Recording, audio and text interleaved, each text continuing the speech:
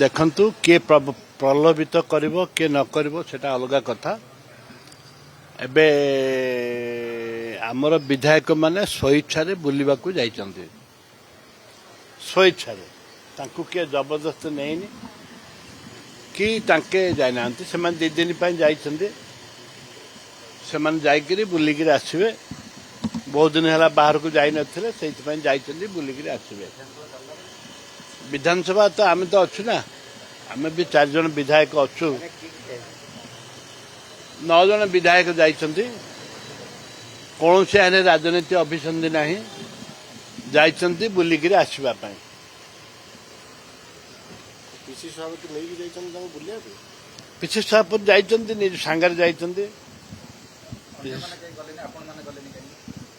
ଆମେ ସିନିୟର ବିଧାୟକ ମାନେ 4 ଜଣ ରହିଛୁ।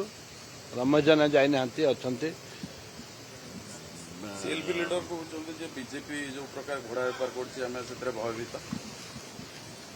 କିଏ ଭୟଭୀତ ହେଉଥିବେ, ମୁଁ କିନ୍ତୁ ଭୟଭୀତ ନୁହଁ।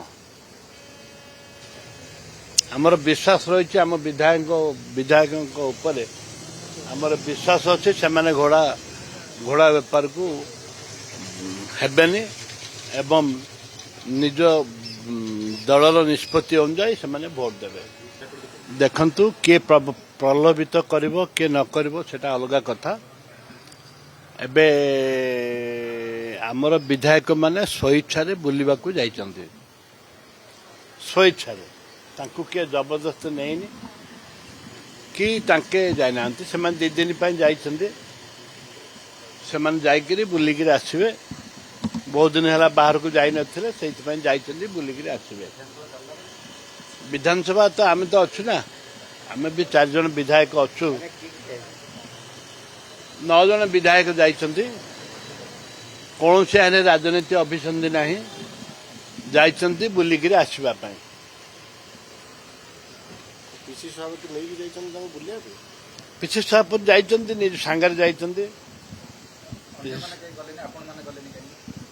ଆମେ ସିନିୟର ବିଧାୟକ ମାନେ 4 ଜଣ ରହିଛୁ। ରମେଶ ଜେନା ଯାଇନାହାନ୍ତି, ଅଛନ୍ତି। ସିଏଲପି ଲିଡର କହୁଛନ୍ତି ଯେ ବିଜେପି ଯୋଉ ପ୍ରକାର ଘୋଡ଼ା ବେପାର କରୁଛି ଆମେ ସେଥିରେ ଭୟଭୀତ। କିଏ ଭୟଭୀତ ହେଉଥିବେ, ମୁଁ କିନ୍ତୁ ଭୟଭୀତ ନୁହଁ।